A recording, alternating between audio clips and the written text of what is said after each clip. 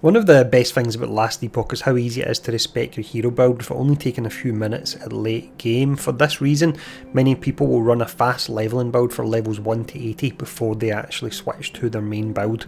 So for today's video, we'll show off one of the quickest and easiest ways to level the Void Knight Mastery from level 1 to 80.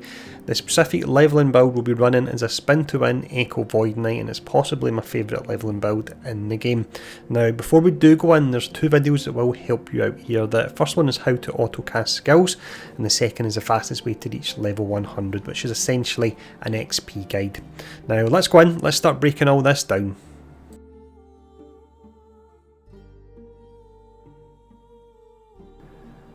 For this overview here then, we have a quick summary of the general progression of the build, so feel free to take a screenshot of this so you've got it just for easier reference. But to quickly run through this, at level 2 you unlock Warpath, and that will be your main skill. When you run out of mana on this, which will happen early game but we have ways to resolve it later, but early game you can also use Vengeance and Rive. At level 4 you'll spec into Warpath. Now I'll run over how exactly you want to spec into that later on in the video, the same with the other skills we do discuss here. As well as specking into Warpath, you want to add Lunge to your bar, which is a nice early game movement ability. We then add Rebuke, which is an incredible defensive ability to your bar, and that's when you've got 5 points in the Sentinel class you can do that. At level 8 we'll spec into Rebuke, and again we'll look at that later on, how we actually allocate our points there. Level 16 you will unlock the Void Knight Mastery. At level 19 you add Void Cleave to bar. This is an incredible single target ability. Level 20 you'll spec into and you'll start modifying Void Cleave to make it even stronger. We then add Volatile Reversal when you get 5 points into the Void Knight Mastery. At level 35 we can then spec into Volatile Reversal to start customising that. We add Anomaly when you're 30 points into Void Knight, and then at level 50 you can spec into Anomaly, and at that point you've got all 5 of your different skills spec'd. And again, once we get to the skill tree progression at the end of the video, we'll cover how you actually allocate your points and all those different skills. But that's a quick breakdown of how it works, and once again feel free to take a screenshot for quick reference. Let's go on now and let's talk about some useful gear pieces you want to keep an eye out for.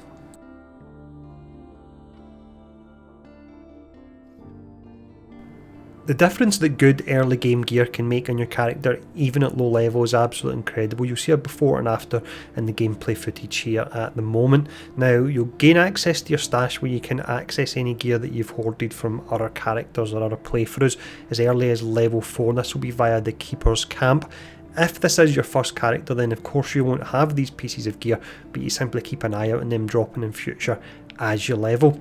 Now looking at some useful gear pieces, we'll actually start off with some two-handed weapons first. This is what we will be using on this setup.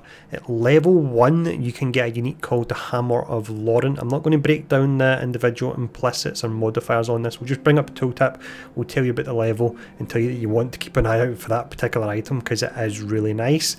At level 15 you can get something known as the Dream Form, which is just custom made for this setup, and honestly you could use it from level 15 all the way up to level 80 and you'll still be doing a huge amount of damage with it. For the helmet slot here, we don't have any specific uniques that really stand out, so I'll show off this here. This is the winged helmet. It can be equipped at level 42.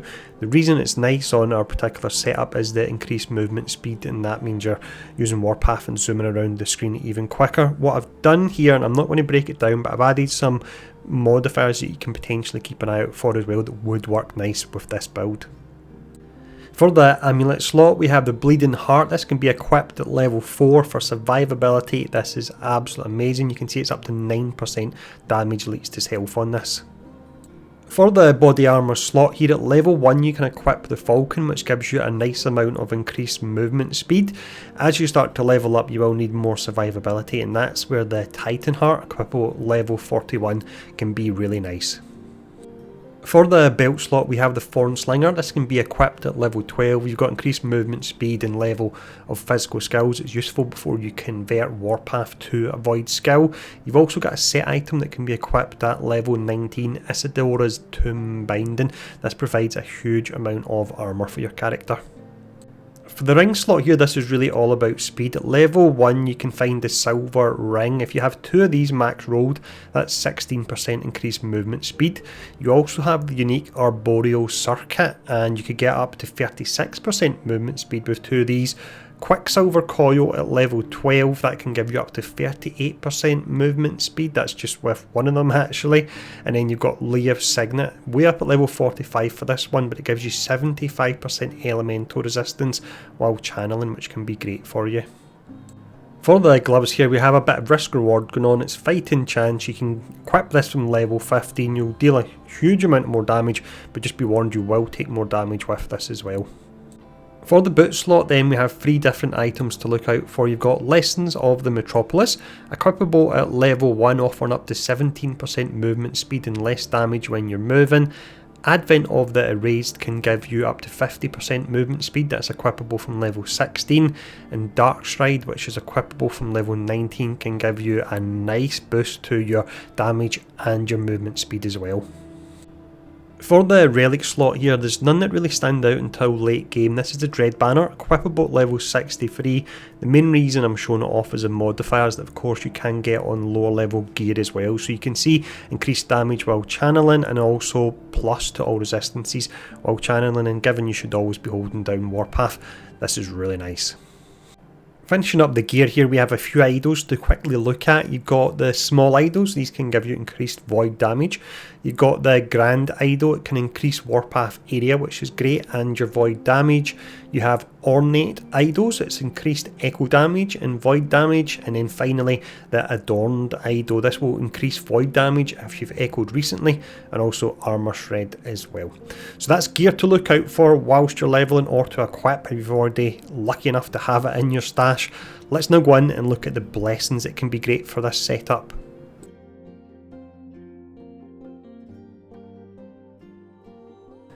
For this section here, we'll have a quick look at some useful blessings to keep an eye out for whilst you're leveling. The roll ranges you see on screen are for your normal rather than your empowered monoliths. Now, starting off, Fall of the Outcast, the first monolith in the first timeline, you can get up to 6% additional experience here, so of course that's great for leveling. You then have the Black Sun. For this setup, you can get up to 60% void damage or 20% shred void resistance. They're both fantastic. Reign of the Dragons is next. You can get up to 45% critical strike avoidance, or alternatively you could go for 12% for all resistances. And then finally you've got Spirits of Fire, and this can give you armor while channeling. With patch 1.0 it's seen a slight nerf, but it can still give you up to 350, which is a decent amount of armor. So that's some blessings to keep an eye out for. Next we'll go in and we'll have a look at the passive trees.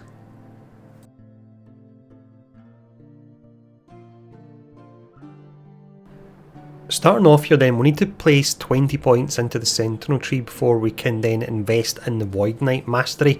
So I would place 8 points into Juggernaut. This gives us 8 strength as well as fire and void resistance. Strength is really nice because it's additional damage and armour for our class. You'll see at that point you will have unlocked Rebuke, so you want to get that onto your bar. It's an amazing defensive skill. We then have Armour Clad. I would max that out, so that's 5 points, 75 armour and a whopping 10% reduced damage taken from nearby enemies. Now you have 7 points left in one of 2 options. If you want some survivability, put the points into Fearless for an extra 7 vitality, or if you want additional damage, put the points into Relentless, and personally that's the one that I will be going for. That gives me an increased 35% damage. So from there I can now go into the Void Knight Mastery. Starting off in this tree then, we get some damage for our void skills via Temporal Corruption. We want to put 5 points into that. That's an additional 10 void damage. We then have some survivability via World Eater, so we put 5 points into that as well. At this point you'll notice we will have unlocked Volatile Reversal, so you want to get that on your bar and start using that. Up here you have an amazing 1 point skill. This is Void Corruption, so your critical strikes deal more damage for each passive point you have invested in the Void Knight tree. This is absolutely great. We then have Void Blade, so melee void damage. This increases the base amount by 3 per point. That gives you a whopping 24 when you max that out. It's fantastic. And then we have some survivability here coming via Doom Knight. So this is strength and health. So actually it's survivability and damage as well. We'll max that out, and that's 8 strength and 40 health as well. Moving on here, we then have Woe. We want to max this out. You can see maxed out gives you a whopping 84% increased melee damage and increased void damage on melee kill, as well as increased armor on melee kill as well. Now, you may be using the Dream Form, which means you take a little bit of a survivability hit if you are using it because it offers block chance, but I would say it's worthwhile putting 4 points into this here. You can see that gives you an increased 100% void damage for only 4 points. Now, for some survivability, we're moving down to Eternal Form, the full 10 points into that. You can see that's 10 vitality and an increase of 20% on your health. Jumping up to the top here, this is where we get our echo chance. So we max this out, that's an additional 10% echo chance. We'll max out this next one here as well, that's another 10% additional echo chance, also increases your melee attack speed.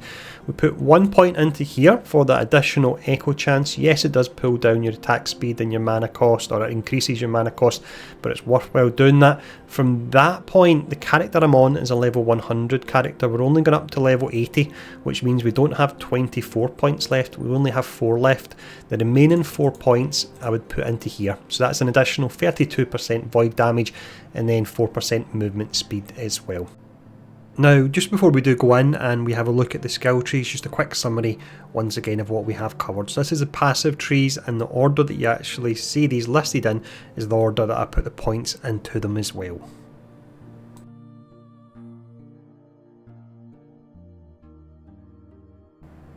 For the skill breakdown here then, we will be using the build planner on the awesome lastepochtools.com. Make sure to check that website out. It really is a fantastic resource. Now, the first skill we look at is our primary damage skill, and our most important one. It allows us to do damage and keep moving at the same time. So it is of course Warpath. The point allocation here, I would put 2 points into Unchained. It reduces the channel cost by -4. 1 point into Reckless Spin means that we do take additional elemental damage, however it reduces the channeling cost on Warpath down to 0, and that's with only 3 points into it. So that is amazing. We can just hold down the right click button and just start going all over the screen, destroying everything. Really is great.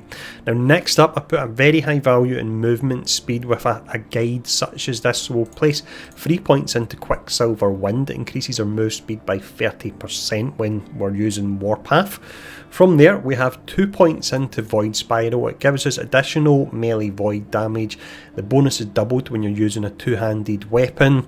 We then have Echo Knight, so it allows your Warpath to echo and it increases your global void damage by 50%.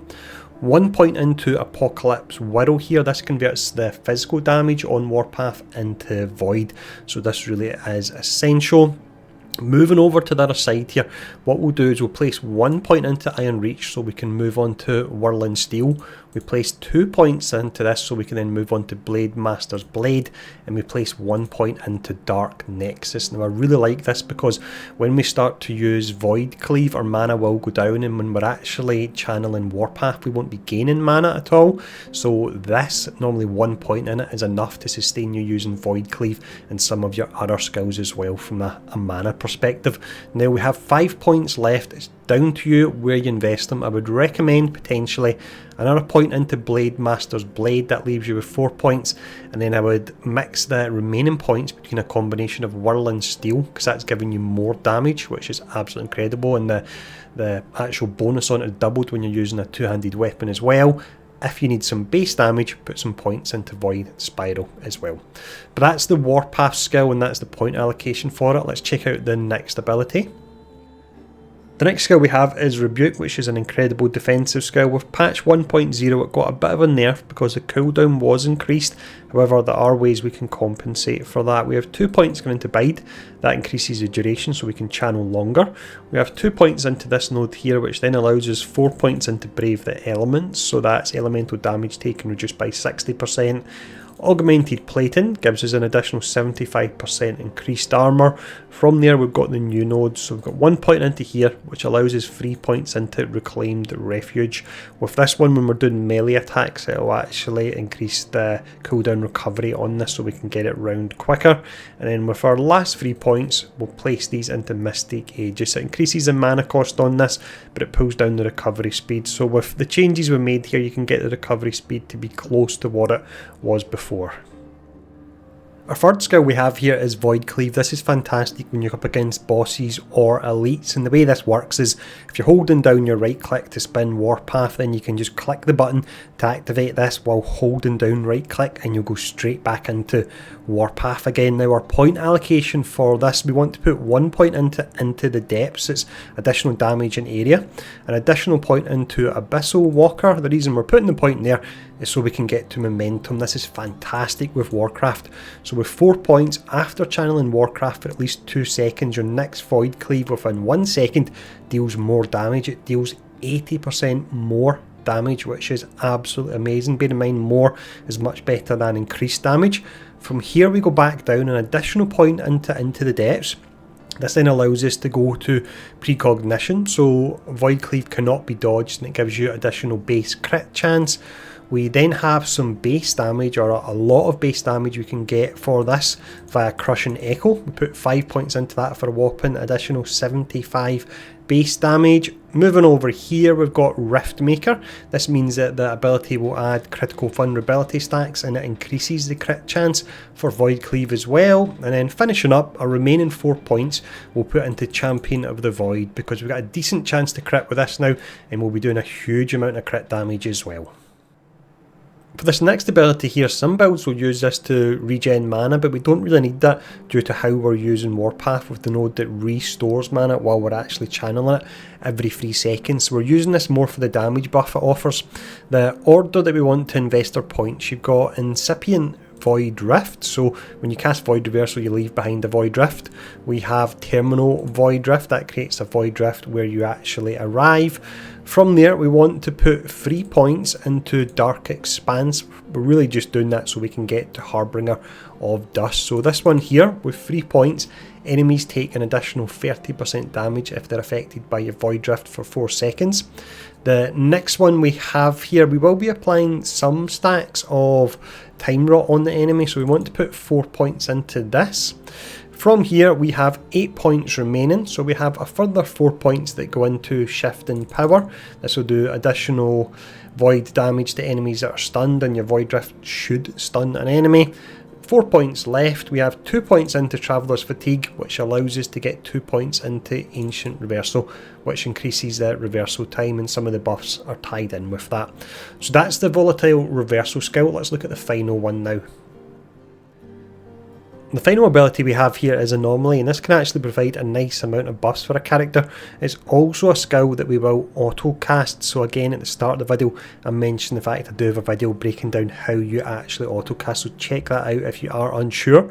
But point allocation for this, we're putting 4 points into this node here, purely because we want to get to borrowed time so that Anomaly is cast instantly. There's no casting animation, and that's great for a skill that we are auto casting.